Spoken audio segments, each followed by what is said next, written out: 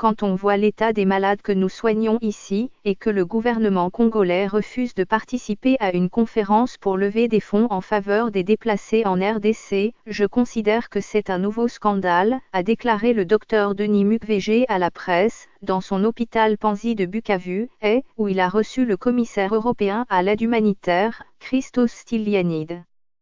Une conférence sous l'égide de l'Union européenne et de l'ONU est annoncée le 13 avril, à Genève, pour lever 1,7 milliard de dollars en faveur de l'action humanitaire en RDC.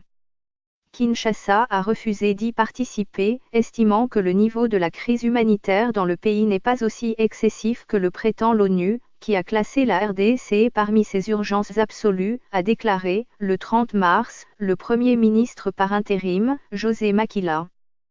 Quand on sait que nos frères du Kasaï ont tout perdu, et qu'une famine est annoncée, avec des dizaines de milliers d'enfants qui vont mourir de faim s'il n'y a pas d'aide humanitaire, quand on voit tous les villages détruits en Ituri, sans soutien du gouvernement congolais, si le gouvernement congolais en plus de cela refuse à la communauté internationale de lever des fonds pour aider sa population, c'est tout à fait criminel, s'est emporté le docteur Mukwege, l'une des voix de la société civile congolaise.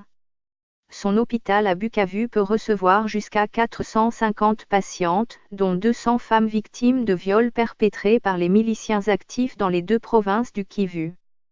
En 2015, on avait observé une diminution sensible des violences sexuelles. Malheureusement, depuis fin 2016 à 2017, il y a une augmentation. Le profil des victimes a changé ?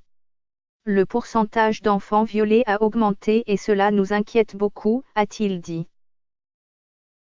Ce fichier audio a été créé par Panopreté Basic, vous pouvez le télécharger sur www.panopreter.com.